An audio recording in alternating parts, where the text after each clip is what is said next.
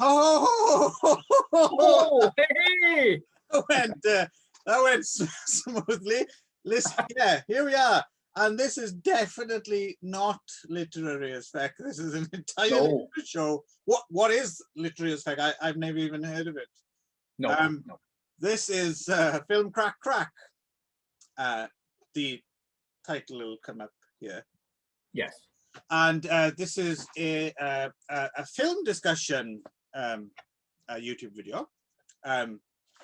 Yet another one, because that's just what the world needs, right? Oh, yes, Yeah. yes, yes. Middle-aged men talking about films that nobody wants to see. Yeah. It's a niche market that is just going to take the world by storm. Right. Yeah. But we have a specific spin here at Film Crack Crack.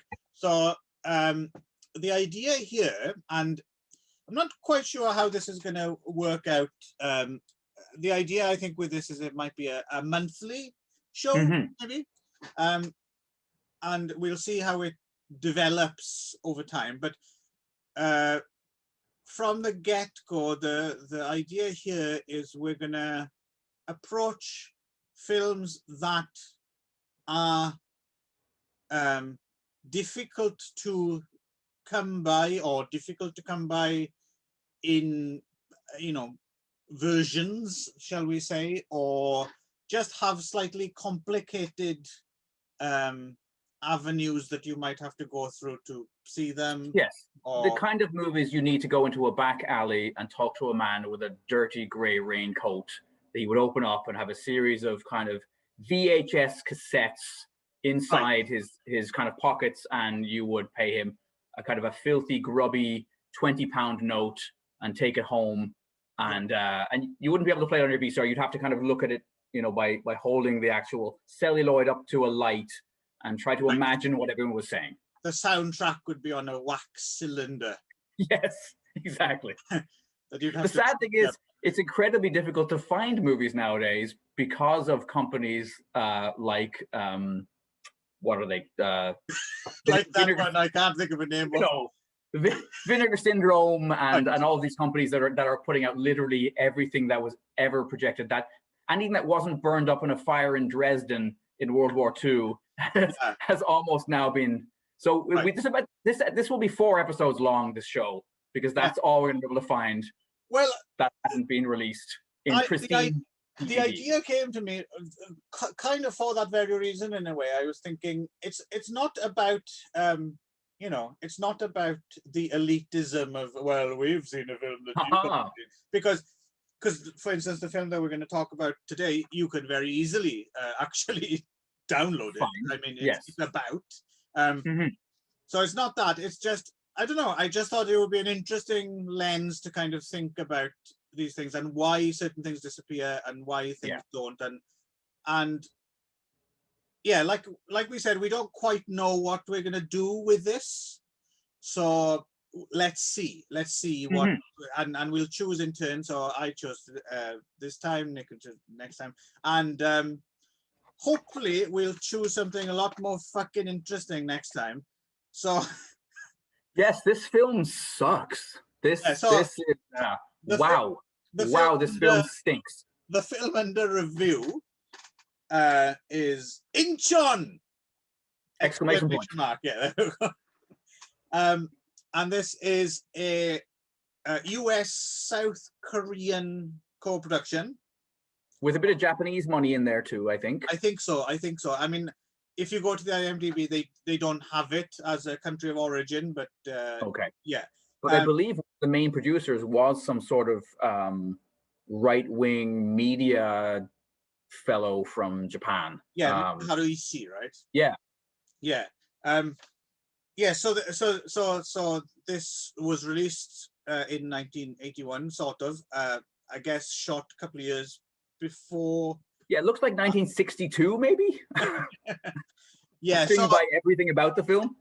So this is ostensibly, I guess. So this is basically about the battle for Inchon, right? So for a bit of historical background here, this would have been this was the big turning point of the Korean War, right? The Yeah, which I will admit I didn't know much about the Korean War. Actually, I probably know less about it than I would know about Vietnam or World War II. right. And it does help that the movie begins with, as all great movies do, a lengthy newsreel explaining the context. Right. Well, it's one of the best bits of the film. Yeah, that's true. Boring, but yes, and yes, I knew a little bit about it. I'm kind of interested in the Korean War, and well, I believe, Clive, you've been to the demilitarized zone. yes, I've heard this. I have. A few years ago, while on holiday in Seoul, we took. You can take a DMZ tour, and it's quite interesting because you can go down. Dragon Ball, for some reason, when you say DMZ, it's something to do with the second series of Dragon Ball. But anyway, yes. And you can go down into the tunnels. Okay. So it was interesting. One of the things that apparently they've over the years, those filthy commies, what they've been doing is kind of slowly building tunnels across the DMZ. Oh, I just saw a movie. Explosives. I just saw a movie about communist Chinese tunneling into the US. Battle Beneath the Earth. Yes, I just saw that on the Turner Classic Movies just recently. Right. So who knew that this was a factual based film? Because I'm an idiot like you, I had the same when I was down in the tunnels in the DMZ. I should have been having complicated, nuanced thoughts about geopolitical politics. I was thinking, this is just like Battle Beneath the Earth. You're imagining that big drill. Yeah, that's one of those films. It's a shame that it's not better than it is. Yes, it's kind of a fun concept, right? Yes, which could take us to Inchon as well, a movie which could really be much better than it is, or much worse. That's the problem. It's neither. Yeah, that's true. But we'll get to that later. Battle Beneath the Earth is a lot more fun than Inchon. Yes. Yeah. So. Yeah, no. So it's interesting because they were building these tunnels and like dynamite as well. Like they were basically just dynamiting the tunnel ahead of them, and you'd think that would be noticeable. Yeah. What's that? But ants. It's ants. And obviously they did discover them because they kept getting caught and then having to. There's loads of these tunnels, like dozens of them that they tried to make over the years. They've just honeycombed the underneath of the DMZ. Wow. The whole place is going to fall in one day. But Swiss cheese. Wow. But it's interesting. It's interesting. You can go down into the tunnels, and it's really fascinating to see. And then there's like an observation point where, when we went, they had ceased.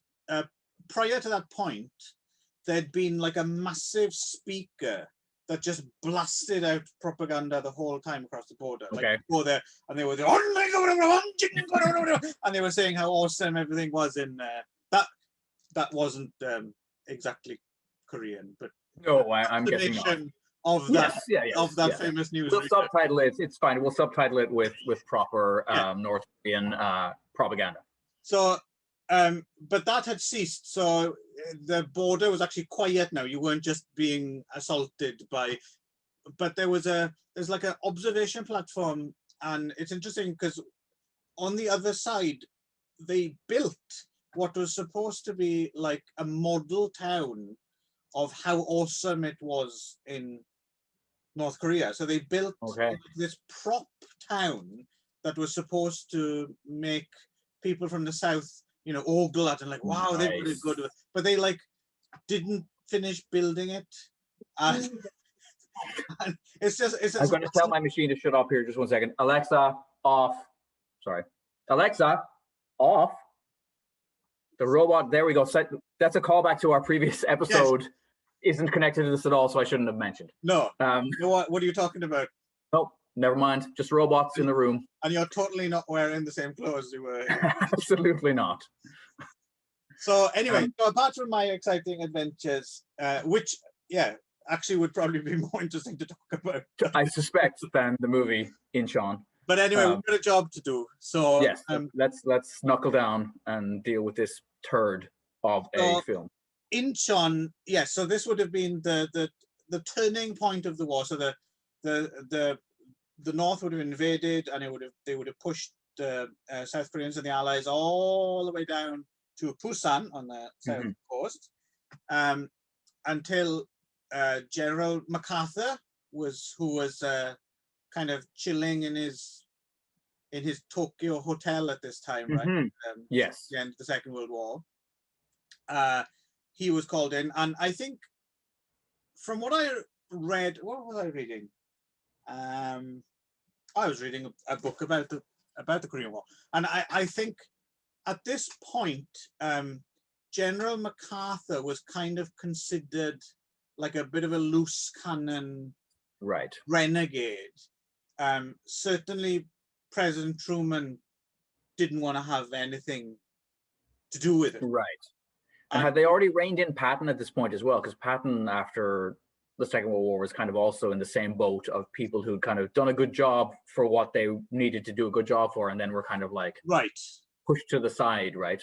Yeah, well, I think in MacArthur's case, he did, kind of set himself up, as the emperor, right? Of Japan, yes. Right, Japan, and I certainly there was a lot of animosity between him and the president, because I think Truman felt that MacArthur had just totally gone off reservation, right? And just and I get the feeling that this was his last great hurrah, right? It was, the Custer's last stand of, there was this was MacArthur kind of his big comeback, and it is kind of, I mean, it's interesting from this film. I don't think you really get a sense. And one of the problems I have with this film, right, is on the one hand, because it was a very expensive film, it was like $45 million or something. And on the one hand, you can see the money on screen because there are like quite a lot of tanks being blown up, which I think is probably not a very cheap proposition, right? Because they no, and a ton of extras. Like there are some scenes that have huge numbers of bodies on screen at once. Yeah, and a lot of this stuff going on, and ordnance going off and stuff. However, it has a very poor grasp of like the cinematic geography. I've no idea where people are fleeing to. Or it doesn't do a good job, and I'm somewhat familiar with not an expert, but I kind of have an idea about what's going on. And even I was kind of confused. They don't do a good job of that at all. And then when it comes to, so Inchon was kind of considered a bit of a suicide mission, right? Because they were trying to take this area back by sea, and it's an area which has very high sea walls. It's very easy to defend, and they'd have to do it at night because of the tide situation. And then they had to have people in place to turn on this lighthouse as well to give them and that seems very important in the movie. I'm not sure how important the lighthouse actually that was as important as it's made out to be. Okay, all right. So and that stuff is present, it is in the film, but I don't think it's given anywhere near, like, the lip service is paid to it, right? Like, people say, that's crazy, General, we can't do that, this is, but when they actually take Inchon, it doesn't seem that massively difficult. It's like a team have taken over, like, military camp. I think that was exactly, my biggest takeaway from the whole film was it felt like it was made for TV, despite the fact that it was clearly made with an enormous budget and made by a director, right, Terrence Young, who had directed some very big films, obviously the early James Bond films, and Red Sun and stuff like that.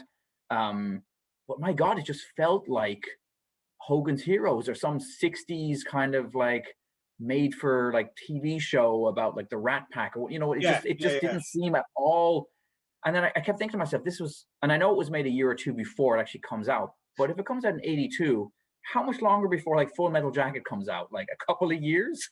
Like they're just night and day in terms of the realism, the grit, the sweat, the kind of, like I felt like, wow, this seems like Saturday morning cartoon version of, except when it doesn't, except in those weird moments where suddenly, because it's very tonally uneven as well. I mean, I don't know if we want to get into much about the story, because there is a story. I mean, there are character relationships set up. And should we get into the fact that the only place to see this is on like the Moonies TV station, and the fact that the Moonies are the reason that this film exists at all? This is why this film falls into the film crack category, is to see, and it is the full 138 minute version. I think they have a shorter one about. You're not going to be able to see this one in HD. There was no video release, there was no Laserdisc, there was no DVD, there's nothing like that. But someone taped it off some cable station. Good Life TV, Good Life Television. Good Life Network in, I don't know, is that an US cable? I don't even know. It is US, but it's owned by the Moonies. Ah, okay, right. It's owned by Some Young Moon, or Yes, we'll get to that later, the Moonies involvement. Right. And someone's ripped it basically and put it up on. You can go, just search. I mean, there's a website called Rare Lust, for example. You can find it at. Just go there and you can. I mean, you're not trampling on anyone's rights, because the thing isn't available in any other shows. It's the only way you get to see it. Which is amazing, because MGM appears to have actually released it when it was originally released to cinemas, but they've obviously washed their hands of it very quickly afterwards and said, we don't care. Yeah, which we'll get to that at the tail end of the show, because I think that's kind of what this show is all about, is kind of why exactly it disappeared. But it's I mean, as rubbish and boring as it is, it's like you said, it's not even like that super. There's nothing singular about this film. No. So when I initially had read about it, because you said we should watch it, and then I read it, and it comes up in like worst films ever made lists, and I was like, oh yeah, like I'm ready for this, and I guess by one definition maybe it is, because it's so strenuously boring, in a way that, say, Plan 9 from Outer Space or Rock and Roll Nightmare or Things, the Canadian version, are transcendently bad, and take you to they're thoroughly entertaining by virtue of their badness. Yeah. This thing, there's nothing, even Sir Laurence Olivier, with all of his eye rolling and horrible makeup job and the rest of it, still isn't really, and his W.C. Fields impression that he's doing as MacArthur, like, it doesn't raise to that level of high camp or total stupidity. The thing that struck me, actually, Laurence Olivier as General MacArthur reminded me more than anything else of, I thought he was playing Hunter S. Thompson. Like, yes, that makes it. Do you know who Bob Newhart is? I know the name. Okay, yeah, he's an elderly. No, I don't. If he's still alive or not, but anyway, elderly American comedian. But that's what he came off as, like, the Bob Newhart as General MacArthur. It's an odd casting. To be again, it's not terrible, but it's such an odd choice. And I understand it. I mean, if you can get Laurence Olivier, then you're gonna get Laurence Olivier, right? Especially in those days, they would have had fucking Laurence Olivier will play Muhammad Ali. Absolutely, Yes. You just get him to do, because it's Laurence fucking Olivier, right? And he was willing at that point in his career, was willing to do anything. Yeah, like very much like whatever. Where's my pay? He be the Sir Anthony paycheck of his day, Right. And then Ben Gazzara is another one who you kind of like. Ben Gazzara is not a bad actor, but I like Ben given nothing to do in this movie of any interest whatsoever. Ben Gazzara I really like as an actor, but I always think he's not. I wouldn't want to go to the fair with him. Like, yep, he doesn't seem like a cheerful fellow. No. Doesn't he? And then Richard Roundtree, Shaft. You know, I mean, he's probably the most likable thing about the movie. He's the easiest thing to watch in that he seems relatively relaxed and relatively. Right. He's turning in a performance that's not. I don't know. He looks like he's having fun in Korea, or Italy, wherever they shot it. Well, apparently, Seoul, Tokyo, Rome, Dublin, and yes. Los Angeles. Yeah. And then Toshiro Mifune, which to me he looks the most at sea. You know, he just looks like he's like, what am I doing here? Like, yeah, I mean, what's going on? He just seems confused. Well, I was confused as well because they don't really. I mean, it doesn't make a difference, but they don't kind of really point out exactly. I'm assuming he's a Japanese man who's married, settled, and married. It seemed like it, but they make nothing of it. No, so it's kind of hard to figure out what that's all about. Yes. Ben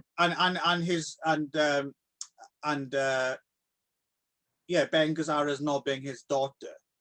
Yes. And do you think he's in it? Like, was it a favor to Terrence Young because he had been in Red Sun, the samurai, right? Not quite spaghetti western thing that they've done a few years before with Lou Castel and or is it Lou Castel? Who the hell's somebody like? No, it's Charles Bronson. Charles Bronson's in it, yeah, no, but I'm trying, and then Alain Delon I think is in it too, maybe. Yes. But no, there's an Italian guy who's in a bunch of those. Elaine Delon, is that Alain Delon's sister? yes, it is. Isn't it spelled Elaine? I think it's none, isn't it? But I don't know. How's your French? But no, his name's not coming to me. But anyway, he's a guy. He's a guy who seems to become a furniture seller in Rome, but he was in a bunch of those Polizio movies, and his name is not coming to me. He's in the Kidnap Syndicate. He rides a motorbike. Right. Fabio Testi style. Yes, yeah. Another one of those Fabio Testi types. But anyhow. Yeah, no, I know. Yeah, So yes, that is the connection. Is that the Terrence? Yeah, the Terrence. Was he calling a lot of favors? I don't think he was very proud of the movie. I don't get the feeling that Terrence Young thought this was a feather in his cap. Well, it's kind of fascinating because, like you said, the Bond films, right, and Red Sun, and then speaking of Charles Bronson, Cold Sweat, which is a good film, and then that Klansman film with Lee Marvin and Richard Burton, and which is holy shit, that's a very fucking strange kind of racist, anti-racist film. And then he went even further into strange territory, right? Because after Inchon, the next film he made was this thing called Long Days, although I don't think it ever had a official English release title. And this was a film he made in Iraq about Saddam Hussein. I don't think I even knew about this. Wow. You can't see it. I mean, it's unavailable to see anyway, as far as I know. And it's based on Saddam Hussein's own book about when he helped to overthrow the former leader of Iraq before he came to power. So yeah, he's made like a biopic. That's what I'm saying, biopic. Wow. Yeah. Which I would love to see. Yeah, that would definitely be a future episode of Film Craic. Although not if it's as boring as Inchon. You could find. I would absolutely love to watch it. I think there's only like fragments on YouTube. Okay. And they look like they've been dredged up from a sewer, and there's no subtitles or anything on them. I mean, that's a proper holy grail film. If you can find Terrence Young's Saddam Hussein biopic, then send it to us, because I'd love to see that. But you're quite right. It could be massively boring as well, though, right? Well, yeah, if this was anything to judge by. And there's just, I'm left with so many questions. Like, why is Rex Reed in this movie? I mean, yes, another, was that in the hopes that it would get a good review? Kind of. It's massively ironic that this kind of revered film critic would have a part in one of the films considered the worst film of all time. And I don't know much about Rex Reed. Like, is he just playing Rex Reed? Is that what Rex It Reed seems like it.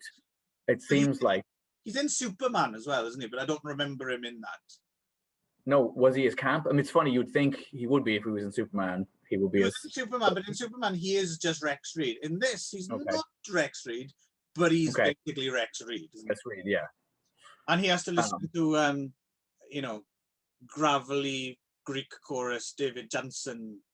Yes, and who died during the making of this, right? Yeah. And then which I thought he died during the making of it, and they had to then reshoot, which may explain, like, some of my favorite scenes in the whole thing, and it's not because they're good, but the stuff that's clearly shot in Italy, and I could tell right away as soon as they would cut to any time there was like an interior scene of a bunch of like American generals or whatever talking to MacArthur. I knew it's Italy because every single one of them was dubbed by an absolutely stock Italian dub voice. Like, I was like, oh, that's Maurizio Merli's dubber. That's, like Franco Nero's dubber. Like, they're all the ones that I, had seen in countless spaghetti westerns and Lucio Fulci movies. I don't think I caught that. I'd probably fallen asleep by that point. Oh, yeah, well, yes. Apparently, Omar Sharif was in this film, but I didn't see him. They hit him well in. He plays like a soldier or something. Like, it's a Omar Sharif, and also I didn't spot him either, but that's because the print is not. Yeah, it's pretty dodgy. Yeah, there's no great clarity. I think in one of the scenes where the generals are discussing Inchon, I think Gordon Mitchell is one of them. Oh yes, I think I did notice Gordon Mitchell because I was like, that's a face that seemed very familiar to me. But and then of course there's Jacqueline Bisset, right, who plays well, she's Ben Gazzara's estranged wife. Right, yes. Fleeing from the communists, and she's kind of adopts some war refugees along five little Korean girls that she drives halfway across the country. Those scenes are the strangest in the movie for three reasons. One is that the camera is constantly leering down her cleavage, while at the same time, and this may be to do with The Deep, which you had been in a couple of years before, right? Which is and then you've got these scenes of these like after school special kind of Little House on the Prairie scenes of her with these girls like laughing it up. And then moments later, somebody strafed with machine gun fire lying by the side of the road. There's like one bit in particular where it's like, there's some atrocity going on behind her, and she says, why don't you play a game? And they immediately start doing like patta cake. Yes. And you're like, what the fuck? Like, it's a really bad bit of kind of writing, right? Like they just immediately launch into this game that apparently all kids in Korea play patta cake, right? Is exactly, oh yes. Yeah. And then does she finally just abandon them at an orphanage? With no head doing over there, it's just... Yes. No, it just, it seemed as well like at the one hand they're trying to make out that she's this, great white, savior. And is she supposed to be American or English? Because she's got an English accent, but she's married to an American serviceman and whatever. I don't think it matters. But then she saves these kids and then immediately tries to dump them at every possible point along the way after that, but then has second thoughts. And it's unclear to me at the end of the movie if she has successfully finally dumped them at some church. But it seemed like she had. But she was like, good luck, kids. So she's overcome with emotions. All that stuff's shit, isn't it? It's just awful. But again, those are also some of the most realistic scenes in the movie.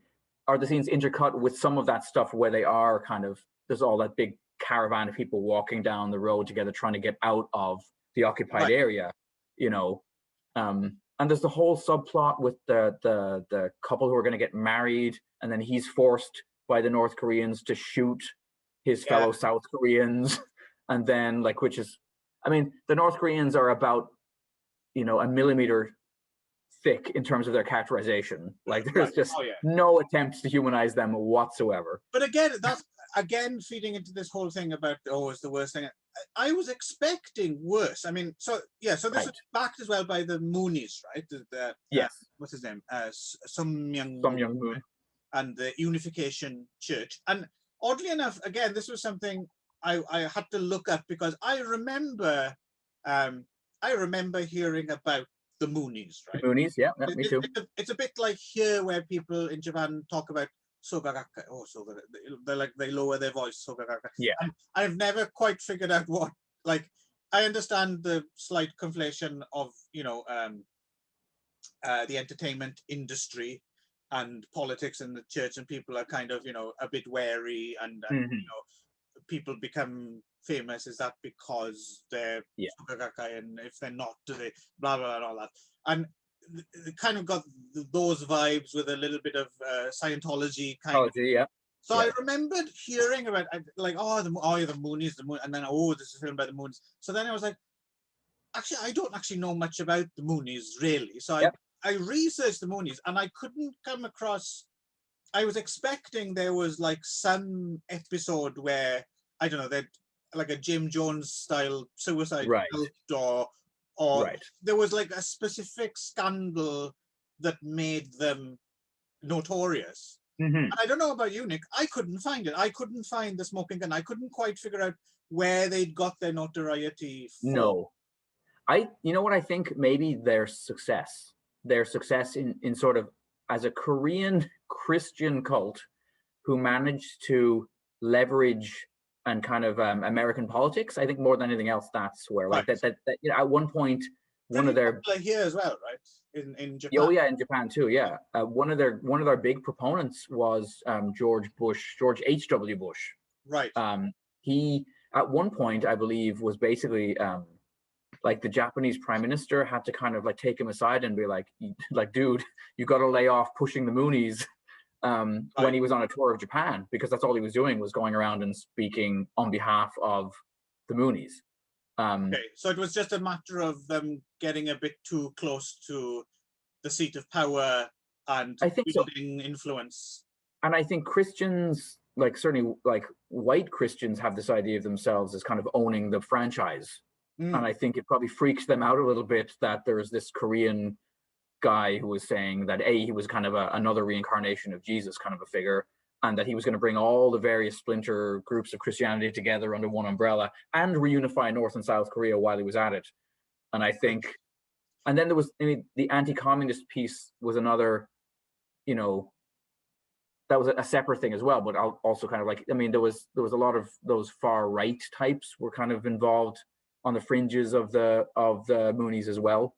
It was interesting because you on that subject, when I went to the DMZ on that same holiday, the day we arrived in Seoul on a Saturday, I don't know if this happens every Saturday, but we were wandering about with our suitcases looking for a hotel, and we saw like this demonstration was going down the main thoroughfare. So we went over and checked it out. I filmed it on my phone as well, and it was kind of interesting because I think, unless you know a lot, you follow Korean politics or you're in Korea, I think the general feeling is that reunification is, that's the goal, right? Like that's the end point we all want. But this this particular demonstration was very, very anti-reunification, and it's quite interesting. There's a proper, like, real, I guess, Moonie, like, extremely anti-communist hardcore, and they were carrying banners in English that they were saying, like, because it would have been President Moon at the time. It was like, why don't you fuck off back to North Korea, you commie? And things like, go Trump, and like a weird amalgamation. Like, I didn't expect to see that on my first day in Seoul. So that was kind of an eye-opener. Again, it's just informed by my own ignorance. I'm sure closer news watchers wouldn't find this surprise at all. But I was surprised to see it. At least I didn't realize there was such kind of proper no way are we reunifying, like that. that ship has sailed, right? Like, Right. Well, why would you want to? I mean, really take it on. I mean, no, we I won't get into understand the what you whole, mean. I mean, yeah. if you There's a lot of people in the take south of away Ireland who are not that excited about taking on having to police what goes on in the north if that was to ever happen. right, yeah, It's if a you take huge away headache. the nice, flowery, abstract kind of yeah, Yeah, the reality is something else, right? You exactly, have to take on all of that poverty, all of that, and it's gonna drag your GDP down if you mash yeah, yourself into but that. I suppose the comparison people often make as well is East and West Germany, Right. right? So, and yeah, there's so many different ways you But can it seems to have worked all right there. yeah, and So, that's the thing is it's not necessarily a weight because it's counterbalanced by you have a new workforce who are making right. it, and anyway, I suspect that's slightly above our pay grade. Right. We talk Now, shitty films. Now, there was one thing that disappointed me, and this is to do with the crapness of the print, but I was promised cardboard planes, which I never saw. No, But every review I read of the movie said, watch out for the cardboard planes. Because I guess, again, apparently, although he's listed in the credits as like advisor, right, yeah, Son Young Moon, apparently the advising was mostly demanding reshoots, which is one of the reasons why the movie is kind of a mess, is because apparently they were constantly going back and shooting new stuff and editing it into the film. Because I found it, like you said, very choppy. There were yeah, times where like we would cut away from something and I'd be like, well, hey, how did Richard Roundtree's character suddenly get back with Ben Gazzara after the bridge blowing up scene? I was like, what? Where is anybody in relation to anybody else? What is going on? yeah, And partly that was just to do with the editing. yeah. Like I mentioned earlier, the confusing geography of the battle scenes, you could extend that out just in general in the film. Really, I mean, the narrative is, and then they make such a big deal about the taking of Inchon as well, as they should, even though they don't do it properly. And then when it is taken,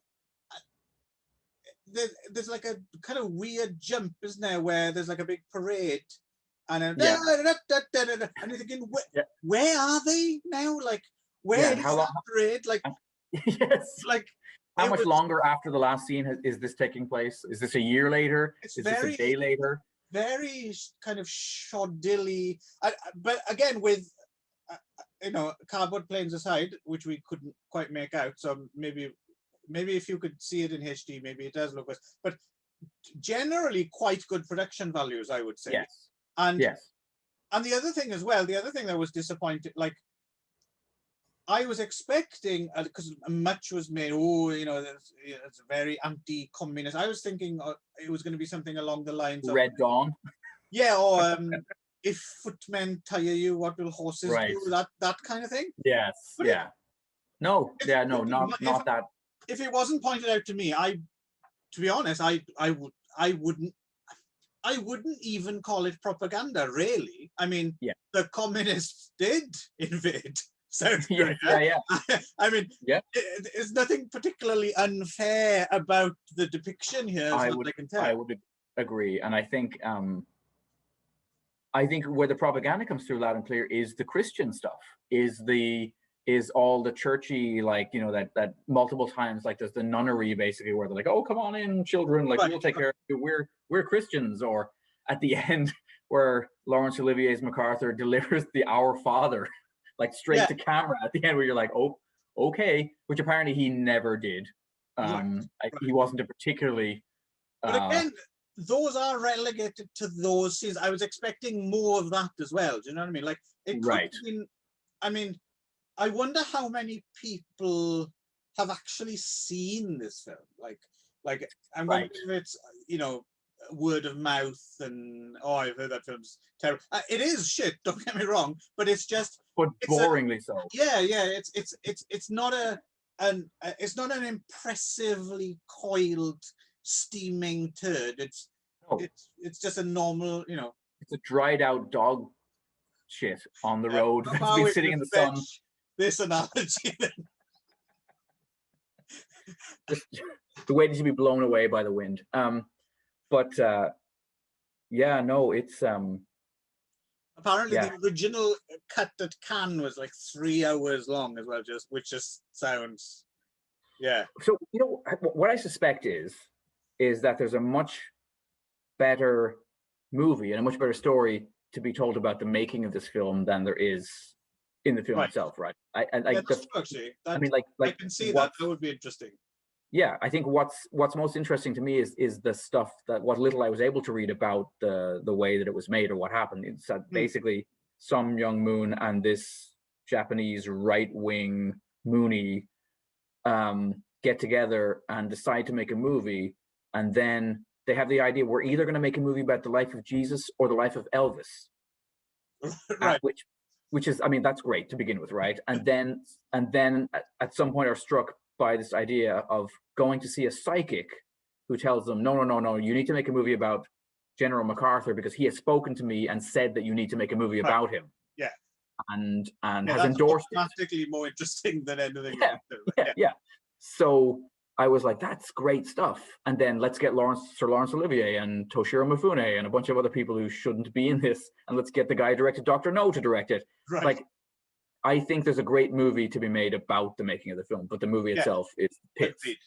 That would be quite interesting, or at the very least, some sort of in-depth podcast or something. Or because I mean, unless you have access, I mean, if you're just doing a cursory kind of look about on the internet, and there's not that much about this film, right? No. Yes, it sounds, or a book even, right? The making of Inchon, right? And the other thing as well is, as far as I know, and again, this might be my ignorance, but I don't think they've ever made like the really good definitive Inchon film either, right? There was that one, there was a Korean one that came out a few years ago, starring Liam Neeson. Yeah, that came up as I was searching up this film. Operation Chromite or something like that. Yes, which is and apparently that's not very good. Okay. And I think there might be another one, but I'm blanking on. But I don't think there is like a definitive. I don't think there's like a longest day, you know, right, about the Battle of Inchon, which seems like there probably should be, right? Because it is a pretty interesting bit of military history and a kind of an exciting men on a mission kind of film as well. Yeah. Did you catch the off-color bit where Ben Gazzara is going around with the thing of boot black to have everyone black up their faces, and then Richard Roundtree's like, "I'm all right, son." Good. Yeah. Yeah. Yeah. Yeah. Yes, but yeah. So yeah, I feel almost as if I have to apologize to you, Nick, for making you watch. But so it's a good example of a film that's kind of disappeared off the face of the earth to a certain degree. Oh yeah. And perhaps for good reason, because it wasn't good or bad enough. No, but you know, be remembered. I'm not sure why. Maybe it's the Mooney involvement, I suppose, but I don't know why this would be picked on. Like, I don't see why there isn't. I mean, there's 1,000 other quite boring war films with the same sort of cardboard cutout characters and you know, all that stuff. It's not unique to this film, and it's not uniquely bad. So, and it has some actors. And it's funny because you think with Olivier and Mifune and like actors of that caliber that it would have that that there would be a Criterion edition of it for no other reason than just who's in it and who made it. Right. I don't know, Criterion might be stretching it, but no, but like just like a bog standard major MGM Blu-ray, just check it out there, just in the hopes that some people might buy it. I mean, I assume it is the Moonies. I assume there must have been some discomfort with the whole cult money behind it, and as I said, it's not even on like Amazon Prime or you can only get it. I got mine from Cinemageddon, and it's got like all kinds of interlacing problems where like it was badly encoded, so it's kind of doing that stuff all the time. Like it was a rough looking copy that I watched. I think we probably watched the same one, yeah. Actually, I assume because I shared a copy with you. I assumed you downloaded. I just grabbed mine. I grabbed mine from Cinemageddon. Okay. Yeah. Right. Yeah, I'm sure it's the same print doing the rounds that pretty much everyone's seen, and I'm certainly not advocating for a, let's get Inchon on Blu-ray now. But it's strange to me that it's without a specific reason, and like you said, maybe it is the Mooney thing. It's odd that it's just not. Because if it was just out there, it would be less notable. Right? Yes. I wouldn't have probably seen it. No, neither would I. I was just fishing around for stuff to fit the Ffilm Craic format. Right. Anyway, hopefully next time we'll choose something more interesting to watch. I think so. Well, we'll see what you think. I think what I have lined up for next time, if we go with it, I think it'll it'll definitely be further out there. Okay. Further in the realms of what am I seeing, what's happening. And I'm pretty sure that it's also a film that has not seen any kind of, outside of maybe a very kind of a VHS release back in the 80s, it's not since showed up in any other form. So okay. So are we done on Inchon then? Any more to say? Don't see it. Really, there's no reason to watch this film whatsoever. You might be tempted. You might think, hell, I love Sanjuro. I love Yojimbo. I want to see me some Toshiro Mifune. You might think Dr. No is a great film. I want to check out that. You might think that, Charles Bukowski movie with Ben Gazzara was all right. Maybe I want to see some Ben Gazzara. I quite like that, actually. Yeah. It's not bad. I think it works if you think of it not as a Charles Bukowski film.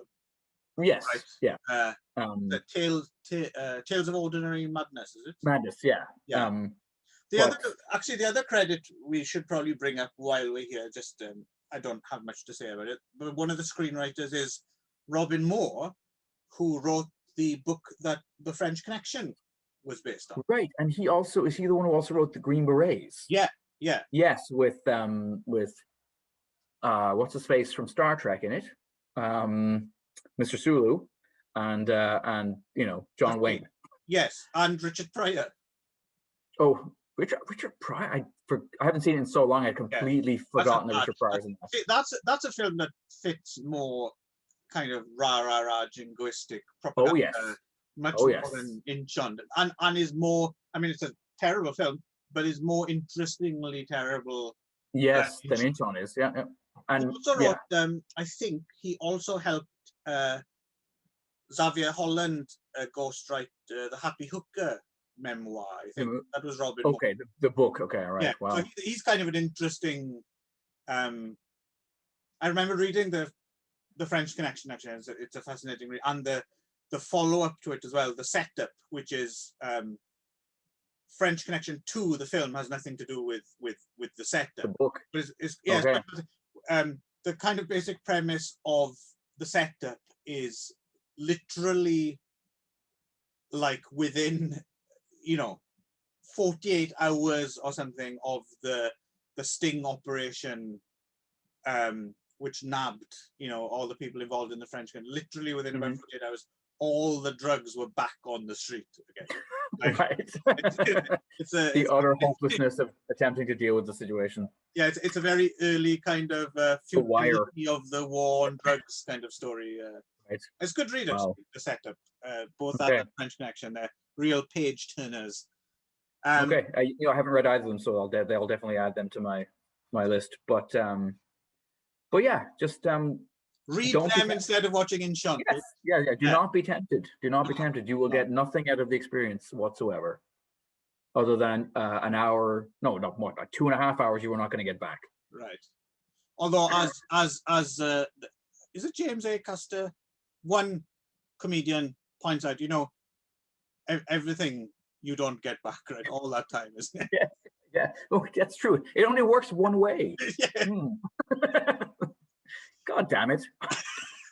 Right. All right. We'll go there. Well, thanks for tuning in to Ffilm Craic. Yes. Which has a special spelling. Well, it'll come up on screen, right? So we don't perfect. Then we don't have to explain what the double crack is all about. No. Hopefully you've had some. Double crack. That might help the experience of watching Inchon, actually. That's true. A little crack. Twice as much fun as regular crack. So See you for more Film Crack next month. See Sounds ya. awesome. Take care. Where's the camera? There it is. Okay. Yeah.